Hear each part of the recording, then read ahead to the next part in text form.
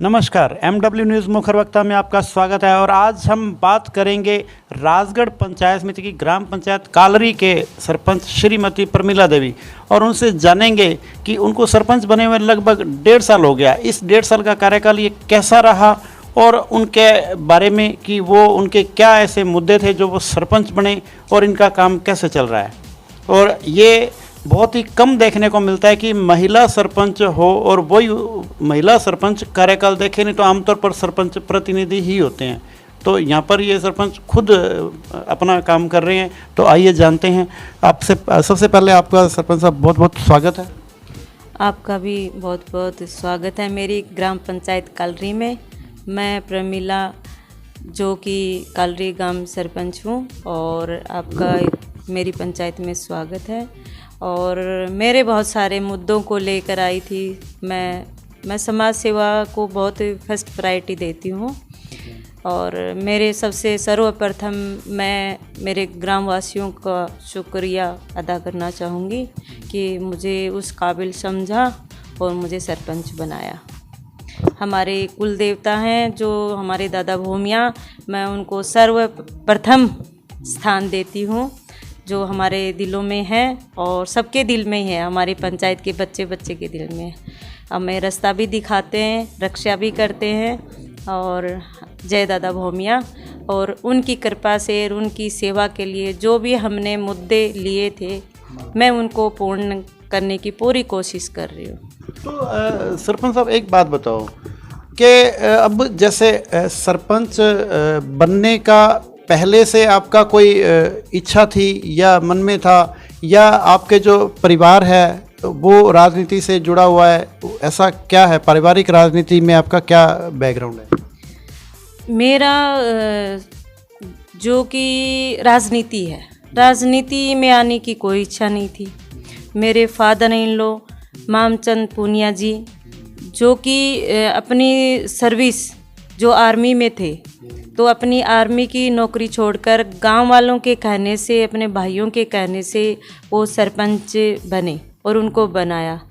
करीब उन्होंने 2 बार सरपंच रहे वो, और उसके बाद उन्होंने सेवा की। फिर मुझसे उन्होंने एक ही इच्छा जाहिर की थी कि बेटा भविष्य में मुझे और कुछ नहीं चाहिए आपसे, आप एक बार, मेरी इच्छा है मेरे गांव की सेवा कर देना।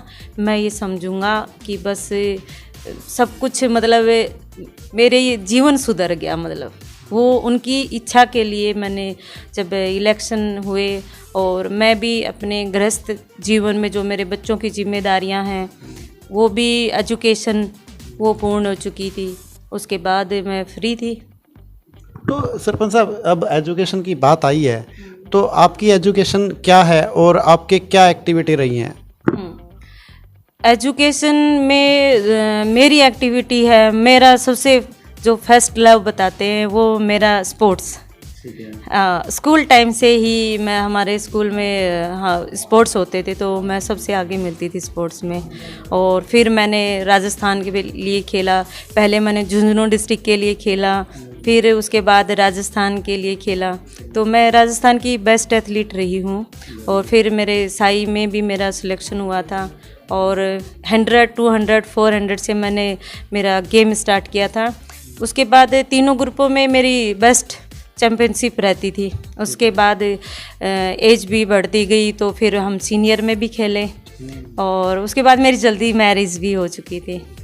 फिर मैरिज के बाद मैंने छोड़ दिया, अपने हस्बैंड को सपोर्ट किया और मैंने उनको हर तरह से, मतलब एक बीवी की जिम्मेदारी होती है, तो मैंने अपना जीवन उनमें जीने की कोशिश की है, उनको सपोर्ट किया, उनका हर तरह से ख्याल रखा, और वो बहुत ही अच्छे बेस्ट हैमर थ्रोअर बने।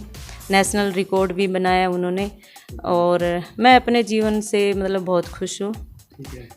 तो सरपंच साहब अब ये है कि आपकी जो पंचायत है, सरपंच आपको बना दिया पंचायत वासियों ने, बहुत अच्छी बात है। तो इस जो आपका जो 1.5 साल का कार्यकाल वो कैसा रहा और क्या कुछ आपने काम करवाया? फर्स्ट मैं क्या कहूँ, बहुत सारे जो सपने मैं लेके चली थी, और मुझे उस सपनों को पूरा करने के लिए 5 साल बहुत ही कम लगे। कि ये कम समय है, लेकिन ज़्यादातर जो समय है वो कोरोना काल की वजह से बहुत डिस्टर्ब हो गया, बिल्कुल हो गया। मगर उसमें भी थोड़ा जो जैसे हमारे पास बजट आया तो हमने 4-5 काम किए हैं, जो कि सबसे फर्स्ट प्रायोरिटी हमने दी पीएचसी के अंदर जो खूरा था, वहाँ पे स्टाफ को भी तकलीफ़ होती है जाने में और अंदर पेशेंट जाने में भी, तो सबसे पहले हमने वो खूरा लिया, उस खूरे को बनाया, ब्लॉक का काम किया। फिर सेकंड में बेचारे जो लोहार जाति के लोग थे, उनकी जो गली थी वो बहुत ही तंग थी और इतनी थी कि वहाँ लोगों का, मुझे लगता है मैंने जब देखा ना तो वो लोग कैसे रह रहे हैं, तो मुझे खुद को शर्म लगी थी। तो उसके बाद मैंने सेकंड प्रायोरिटी में उनको वहाँ से काम किया। जैसे जैसे मेरे पास पैसा आया वैसे वैसे मैंने 5 खुर्रे किए वहाँ पे। और उसके बाद स्कूल में हमारे एक शौचालय बनाया कि हमारे स्कूल के स्टाफ को, हमारे स्कूल में बच्चियां हैं उनके लिए अच्छा जो हमने शौचालय का निर्माण करवाया।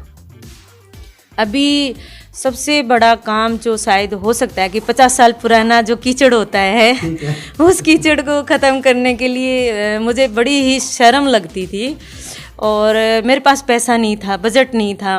मैंने एक्चुअल में हर डिपार्टमेंट के पास गई हूँ, हर उस इंसान को बोला है मैंने जो एक पंचायती राज से या राजनीतिक से जुड़े हैं कि मुझे आप बजट दीजिए, मुझे ये काम करवाना है। मैंने सबको लिखित में दिया है। हालांकि कोई बात नहीं है, हो सकता है कि उनके पास उस टाइम बजट ना हो सकता है कि उनका जो बजट है वो वितरण हो गया हो, मगर फिर भी मैं जो हमारे कुल के देवता हैं दादा भौमिया और मेरे कान्हा जी सरकार हैं, तो ये मेरे इनकी कृपा से मेरे पास बजट आ गया। और 4-5 काम जो मैं लेके चली थी कि मुझे ये करना है कि शमशान भूमि में टीन शेड होना चाहिए। बारिश के मौसम में किसी मुर्दे को लेके जाते हैं और फिर बारिश होने लगती है, तो वो एक शर्म की बात है कि मुर्दे को बार बार जलाने में दिक्कत आए, तो क्योंकि वो एक इतनी दुखदायक घटना होती है ना, उससे परिवार भी हिल जाता है और हर ही इंसान हिलता है उससे, मुझे लगता है। तो मैंने उसको भी बीच में एक बार ब्रेक दिया, क्योंकि हमारे शमशान भूमि 2 हैं, तो मैंने सोचा एक करूँगी तो मेरा आधा गांव नाराज़ हो जाएगा, तो मैंने सोचा कि दोनों के ही पैसे आने देते हैं और जो कीचड़ है इसको ख़त्म करते हैं। तो मैंने यही है कि कीचड़ को ख़त्म करने के लिए देखो, नाली के निर्माण के लिए मैंने सबसे पहले 5-7 महीने से मैंने एप्लीकेशन डाली हुई थी जो PWD के पास कि मुझे NOC दे, और NOC के बाद ही मैं काम कर सकती हूँ, क्योंकि CC रोड पे कोई भी कार्य PWD के बिना इजाज़त के नहीं हो सकता। हाँ, तो मैंने उनसे पहले फर्स्ट प्रायोरिटी ये बनती है कि NOC, तो मैंने NOC ली घूम कर के। उसके बाद मैंने अपना काम है जो शुरू किया। कहीं कहीं पे छोटी मोटी दिक्कतें आई, परेशानियां भी काफ़ी झेलनी पड़ी हैं उसके लिए भी। नहीं, वो तो देखो, अगर एक माँ के 5 बच्चे होते हैं ना, तो उसमें से 5 एक जैसे तो होते नहीं है। तो मुझे लगता है जिस जगह मैं बैठी हूँ तो सब मेरा घर है, परिवार है, और उसमें कुछ अच्छे भी हैं कुछ बुरे भी हैं मेरे अपने। तो अड़चनें भी आई हैं, लेकिन मैंने किसी पे मतलब केस नहीं किया है। हालांकि मेरे खिलाफ़ तो देखो लिखित में भी दिया है, उसके बावजूद भी मैंने अपना फ़र्ज़ निभाया है, क्योंकि मुझे वोट देकर यहाँ बिठाया है। तो मैं अपने फ़र्ज़ को बहुत ही मतलब समझती हूँ कि मुझे जिम्मेदारी दी है तो उसको अच्छे से निभाऊँ। तो उस चीज़ को भी मैंने नज़रअंदाज करके और अपने कार्य को मतलब कंटिन्यू रखा है। और अभी हमारे गांव में जो आपनी योजना के तहत जो टंकी मिली हैं, शायद मेरी फर्स्ट पंचायत है कि 2 गांव हैं, दोनों गांव में अलग अलग टंकियां हैं जो कि मुझे मिली हैं। उसमें मैं राज्य सरकार को भी मतलब धन्यवाद करना चाहूँगी कि मेरी पंचायत में 2-2 टंकियां दी और हमारे गांव वाले बहुत खुश हैं। और अभी घर घर जो पानी की योजना है वो चल रही है, तो वो मेरे जो कार्य है वो शुरू हो चुका है। तो मैंने बीच में थोड़ा सा काम रोका है, नहीं तो और सुंदर हो जाता। मैं चाह रही थी कि होली पे आए, सड़क देखें तो सुंदर लगे, तो इसके लिए मैं सभी लोगों के शुक्रिया करना चाहूँगी जिन्होंने अपना आशीर्वाद दिया है, जिन्होंने मुझे सहयोग दिया है। और मेरा गांव बहुत अच्छा है, मुझे बहुत सपोर्ट करते हैं। तो सरपंच साहब, जैसे अभी आपने बोला था कि आपका फर्स्ट लव स्पोर्ट्स, उसके लिए कुछ विशेष प्रयास आपने किए? हाँ जी, मैं स्पोर्ट्स से मेरा ही नहीं, मेरे जो गांव है दोनों, उसमें हमारे यहाँ करीब 200-250 बच्चे होंगे मेरे यहाँ पे। तो अभी नहीं, 3-4 जगह प्रैक्टिस करते हैं। तो मैंने भी विधायक जी से बोलकर, क्योंकि उसमें बजट बहुत चाहिए, उतना मेरे पास बजट आया भी नहीं है, आएगा तब मैं कार्य करना चाहूँगी। पर मैंने विधायक जी से बात की है कि मुझे स्टेडियम की 4 दीवारी वो खुद अपने बजट से बनवाए। तो मुझे आश्वासन भी दिया है उन्होंने कि हम ज़रूर देंगे। और ट्रैक का है तो वो हमारा नेक्स्ट स्टेप होगा, लेकिन अभी जो कार्य, बिल्कुल हम खेल स्टेडियम का निर्माण करेंगे।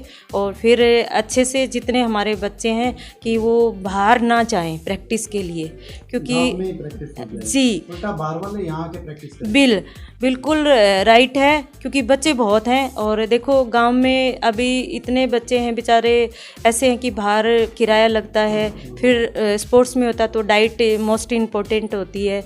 तो अगर डाइट का पैसा घर वाले देंगे तो किराया बहुत हो जाता है। हाँ, फिर वो एक मैनेज हो जाएगा। तो उसके बाद जल्दी से ईश्वर की कृपा से बस जल्दी से हमें ये मिल जाए तो हम स्टेडियम का निर्माण करना चाहेंगे। इसके अलावा आपका कोई विशेष उद्देश्य है जो आप अब तक मुख्य रूप से जो आप एक मन में एक आप लगा के बैठो कि ये काम जो है इसको पहले करवाना है, ऐसा कौन सा? सबसे पहले जो मैं काम करना चाह रही हूँ उसके लिए मैं अभी स्ट्रगल कर रही हूँ, वो है गौशाला, जो कि मेरी गौ माता हैं। मुझे उनसे बेहद प्रेम है। वैसे मैं हर प्राणी से प्रेम करती हूँ और पशु पक्षी जानवर, लेकिन मैं उनसे इसलिए मेरा बहुत लगाव है। और कोरोना काल से मैंने देखा भी है कि अगर हम गौ माता की रक्षा करेंगे, उनके लिए कुछ करेंगे तो शायद सृष्टि है वो बच सकेगी। क्योंकि गौ माता ऐसी हैं, उनके दूध घी से तो हज़ारों बीमारियों का नाश होता है। अगर उनकी सेवा अगर करेंगे तो उसमें हमारी जो आने वाली पीढ़ी है उसमें सेवा भाव आएगा, जो कि बहुत ज़रूरी है, जो कि आज ख़त्म हो रहा है। वो सेवा भाव सबके अंदर से ही ख़त्म हो रहा है, क्योंकि बूढ़े माँ बाप की सेवा करना भूल रही है आज की जनरेशन। तो एटलीस्ट एक गौशाला होने से वहाँ जाएंगे बच्चे, वहाँ देखेंगे, थोड़ा गाय के प्रति उनका खिंचाव होगा और देखेंगे कि ये गाय है तो दूध भी अच्छा मिलेगा और उनकी जो गोबर है वो खाद भी अच्छी होगी और उससे खेती बाड़ी भी अच्छी होगी। और सबसे प्रॉब्लम आज जो आ रही है ना कि वो ये है कि जो जैसे गाय है, उनके बछड़े हैं, काफ़ी मात्रा में जो किसानों की खेती है ना वो ख़राब हो रही है। तो किसान दिन भर काम करता है, अब रात को वहाँ ड्यूटी देगा तो बेचारा रेस्ट कब करेगा, है ना? तो उसका जीवन भी सुरक्षित रह जाएगा और गौ माता भी सुरक्षित रह जाएगी। तो उसके लिए मैं अभी पेपर बनवा रही हूँ, जैसे भी सबके सहयोग से हो जाए तो गौशाला का मैं निर्माण करवाना चाहती हूँ मेरी ग्राम पंचायत कालरी में। तो सरपंच साहब, ऐसे तो देखो मुद्दे तो बहुत होते हैं जितने, लेकिन एक शिक्षा के क्षेत्र एक ऐसा क्षेत्र है जो मजबूत होना बहुत जरूरी है। अपनी जो ग्राम पंचायत है उसमें शिक्षा का क्षेत्र कैसा है, शिक्षा का स्तर कैसा है और उसके बारे में आपके क्या विचार हैं? शिक्षा के क्षेत्र में अभी फ़िलहाल मैं जहाँ तक मैंने देखा है, जो हमारे गवर्नमेंट हाई सेकेंडरी स्कूल है, वैसे तो बालिका और इतना मतलब मार्क्स के तौर पे देखूँ तो परसेंटेज के मामले में बहुत अच्छा है। मगर जहाँ आज फाइट का ज़माना है उसको देखते हुए मुझे लगता है कि उस पर बहुत मेहनत करनी चाहिए। और हमारी ग्राम पंचायत में लाइब्रेरी नहीं है, तो मैं अभी उसका निर्माण करना चाहूँगी कि जैसे कोरोना काल आया तो उसमें हमारे जो बच्चे हैं वो काफ़ी इधर उधर घूमना या उनसे क्या खालीपन में बच्चे थोड़े देर शैतान भी हो जाते हैं, उनका टाइम होता है खेलने का भी। तो बच्चों अपने पढ़ाई से दूर ना हो, उसके लिए एक लाइब्रेरी होनी चाहिए। मुझे कोरोना काल से ही ये समझ में आया है कि एक अच्छी लाइब्रेरी का निर्माण हो, ताकि वहाँ वाईफाई से कनेक्ट हो और ताकि वहाँ पे जो फीस नहीं दे सकते हैं, देखो ऑनलाइन बच्चे क्लास ले रहे थे तो सबके पास तो इतने पैसे नहीं होते, सभी के पास फोन है ना? नहीं होता ना। हाँ, तो हम चाहेंगे कि जो ग्राम पंचायत है उसके खर्चे से जितना हमसे हो सकेगा उतने खर्चे से हम वाईफाई के द्वारा वहाँ बच्चों को पढ़ाने के लिए एजुकेशन की शुरुआत करेंगे। तो ये हम शिक्षा के लिए कार्य कर रहे हैं। और स्कूल है वो बहुत पुराना है, तो हम सभी जितने भी राजनीति से जुड़े हुए लोग हैं, हम उनको लिखा भी है कि एक अच्छे स्कूल का निर्माण करवाएं। और भामाशाहों से भी मैं एक निवेदन करना चाहूँगी कि जो हमारे ग्राम पंचायत में जितने भामाशाह हैं वो आके स्कूल के जो बिल्डिंग बनाने के कार्य में मदद करें, अपना सहयोग दें जितना हो सके, क्योंकि एक एक रुपए से ही 100 रुपये बनते हैं। तो सभी लोगों से मैं भी निवेदन करना चाहूँगी जो हमारे भामाशाह हैं अपना सहयोग दें और अपना 1 रुपये ये सोच कर ना दें कि 1 रुपया है, ये सोच के दें ये 1 करोड़ के बराबर है। बिल्कुल। तो सरपंच साहब, जैसे अभी आपको पंचायती राज में जुड़े हुए लगभग 1.5 साल के करीब होने को है। इस 1.5 साल के कार्यकाल में आपको डिपार्टमेंट पंचायती राज कैसा लगा और इसके अंदर क्या कमियां और खूबियां नजर आईं? जी, मेरे को जब मैंने स्टार्टिंग किया था उसमें मैंने पंचायत समिति राजगढ़ से जो हमारा कैंप लगा था उसमें बहुत सारी चीज़ें जो मैंने सीखी, मैंने ना सुनी थी ना पढ़ी थी, लेकिन मैंने वहाँ अधिकारियों द्वारा जब मैंने वो सारी बातें मेरे सामने हमें मतलब कोचिंग दी गई, हमें शिक्षा दी गई कि आपको सरपंच साहब ऐसे करना है, आपको ऐसे करना। हाँ, तो उस ट्रेनिंग के दौरान वो सारी बातें बहुत अच्छी लगी और जो वहाँ पे अधिकारी लोग आए थे वो भी मुझे बहुत अच्छे लगे और मैंने उनकी मतलब बहुत रिस्पेक्ट मेरे दिल में उनकी रखी मैंने और उनको रिस्पेक्ट भी दिया। और मैं जब मुझे कोई काम होता था तो मैं उनको कॉल भी करती थी कि सर मेरे को ये समस्या है, तो बहुत लोगों ने मुझे सपोर्ट किया है उसमें। तो जिन लोगों ने शिक्षा दी थी उन लोगों ने मुझे सपोर्ट तो किया, वरना उसके बावजूद मुझे दिक्कत कहाँ आई, पंचायत समिति में। जो राजगढ़ पंचायत समिति ऐसी समिति है, मैंने भुगता है, मैं 1.5 साल हो चुके हैं मैंने बहुत स्ट्रगल किया है एक एक काम के लिए। वो स्ट्रगल इसलिए किया है क्योंकि कर्मचारी नहीं होते तो सरपंच अकेला कार्य नहीं कर सकता, एक आदमी के बस का कोई काम ही नहीं हो, तो वहाँ बहुत स्ट्रगल है। और मेरे जो सरपंच साथी हैं वो बहुत परेशान हैं सिर्फ पंचायत समिति से, क्योंकि हमारा जो सरपंच संघ है उसमें हम लोग अक्सर मीटिंग करते हैं, मिलते हैं। मेरे पास तो बहुत कॉल आती हैं और बहुत लोग बोलते हैं कि प्रमिला जी आप हमारे लिए आवाज़ उठाओ और हमारे लिए बात करो। तो उसमें सरपंच संघ में जितने भी लोग थे हमने सब मिल के हमने संघ बनाया। उसके बावजूद हम लोगों ने वहाँ पे एक टेंडर, सबसे पहले मेरा टेंडर के लिए मतलब शुरुआत की थी, तो वो मैंने टेंडर प्रक्रिया थी, जो मेरे सरपंच साथी थे उनको मुश्किलें आ रही थी, तो उस टाइम हमारा संघ स्टार्ट नहीं हुआ था। तो उन्होंने बोला मैडम ये बहुत गलत हो रहा है, सरपंच साहब आप हमारा साथ दो, हम ये चाह रहे हैं कि आप शायद हमारी बात है उसको आगे तक पहुंचाओगे और आपके साथ बिना हम लोग लड़ाई नहीं लड़ सकते। तो सबसे पहले मेरा तो बल्कि टेंडर भी नहीं हुआ था मेरी पंचायत का, हमारे सारे सरपंच साथियों को हमने बुलाया राजगढ़ में, मीटिंग करके हमने वहाँ के जो वीडियो सर हैं और वहाँ में जो भी जितने भी कर्मचारी थे उनको हमने बात की कि सर ऐसे ऐसे प्रॉब्लम है। तो फिर सबसे फर्स्ट प्रायोरिटी थी कि हमारा संघ बने, हमने संघ बनाया। उसमें सरपंच संघ में मैं उपाध्यक्ष के स्थान पे हूँ और हमारे अध्यक्ष शीशराम जी हैं, बल्कि मैं उनको नहीं जानती थी। फिर हमारे सरपंच साथी वो चाहते थे कि मैं अध्यक्ष बनूँ, लेकिन जो शीशराम जी हैं वो बहुत ही नेक दिल इंसान है और शायद बहुत समझदार भी हैं। और मुझे ये लगता था कि वो मतलब हमें बहुत सारा जो एक गाइडेंस होती है और सपोर्ट होती है वो हमें मतलब उनसे मिलेगी। फिर कुछ टाइम निकला तो हमने केस किया।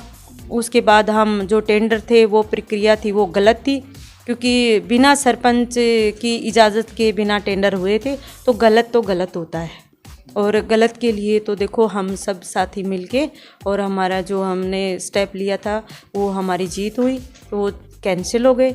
सेकंड में अभी हमने पीछे जो पंचायती राज के बहुत सारे मुद्दे थे तो उसके लिए हमने मीटिंग की थी, तो हमने ज्ञापन दिया था, एसडीएम साहब को भी दिया था और हमारा जो संघ है वो उन्होंने आगे राज्य सरकार तक पहुंचाया था।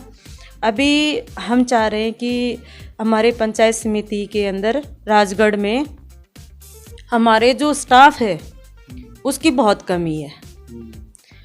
एक तो कर्मचारी हैं वो बहुत कम हैं और उसी कमी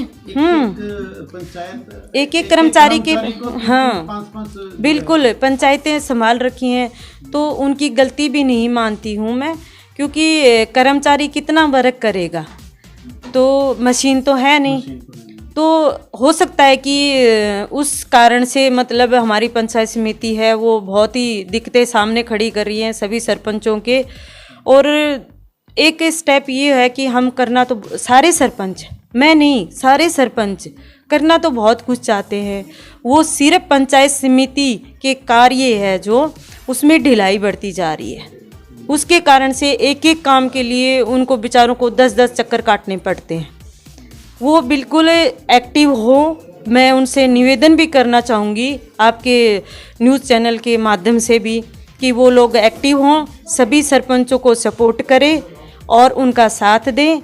उन्हें जो शिक्षा आप देते हैं मार्ग पे चलने की, उस शिक्षा पे वो बिल्कुल उनका साथ दें और उनको इधर उधर उलझाएं नहीं, उनका सही मार्गदर्शन करें, उनका साथ दें। मैं ये उनसे निवेदन करना चाहूँगी। और पंचायत समिति के जो अधिकारी हैं, वैसे पंचायत समिति प्रधान जी के उसमें आती हैं, वो हमारे प्रधान जी के मतलब हेड हैं, पर जो कर्मचारी की बात आती है वो है वीडियो। और वीडियो एक कर्मचारी ऐसा होता है कि पूरी पंचायत समिति के जितने भी रूल्स होते हैं या कार्य होते हैं तो वो सभी सरपंचों का साथ देना चाहिए और अपने कर्मचारियों की उन्हें क्लास लेनी चाहिए। मुझे लगता है कि हो सकता है कि मेरी सोच गलत हो, पर मैं ये हो सकता है नई सोच है कि सभी कर्मचारी हैं उनकी हफ्ते में एक बार क्लास ज़रूर लें कि आपकी पंचायत में क्या हो रहा है, क्या कार्य सही हो रहा है, आप लोग कितने खुश हो या फिर आपको कोई दिक्कत है। तो कर्मचारी भी कर्मचारियों से पूछना चाहिए, उनको ग्राम सेवक से, एलडीसी से, जेटीओ से, उनसे सबसे मिलके उनको कार्य करना चाहिए। पर मुझे लगता है कि वो कभी ऐसे वीडियो साहब ऐसा करते नहीं है और कुछ ऐसे रूल्स और जो बनाए हैं वो हमारे जैसों के लिए है, बाकी ऐसा कुछ होता नहीं है, वहाँ पे स्ट्रगल है। तो मैं चाहूँगी पंचायत समिति राजगढ़ को सुधर जाना चाहिए। वो सिस्टम है जो चल रहा है अभी के लिए, उस सिस्टम को एक अच्छा सिस्टम के तरीके से कार्य करना चाहिए। और हम इसका बिल्कुल सारे जो मेरे सरपंच साथी हैं वो बिल्कुल खुश नहीं है इस पंचायत समिति से। सरपंच साहब, अब जैसे आप अपने जो शुभचिंतक हैं या आपके जो पंचायतवासी हैं उनके लिए कोई विशेष रूप से संदेश देना चाहेंगे? मैं मेरे ग्रामवासियों को एक यही संदेश देना चाहूँगी, अभी होली का त्यौहार आने वाला है, उसको बड़े ही धूमधाम से मनाएं। मेरी शुभकामनाएं हैं सबके साथ, भाईचारे के साथ, जो रंग की होली है उसको भाईचारे के साथ खेलें, बिना भेदभाव के। जैसे हम लोग पहले रहते आए हैं वैसे ही हम साथ मिलकर त्यौहार मनाएं, सबका ख्याल रखें, किसी को चोट चपेट ना लगे उसका पूर्ण तौर से ध्यान रखा जाए। और सभी को आने वाले हर दिन हर समय की शुभकामनाएं। सबको मैं धन्यवाद करना चाहूँगी। बहुत बहुत धन्यवाद सरपंच साहब। MW न्यूज़ में समय देने के लिए बहुत बहुत धन्यवाद।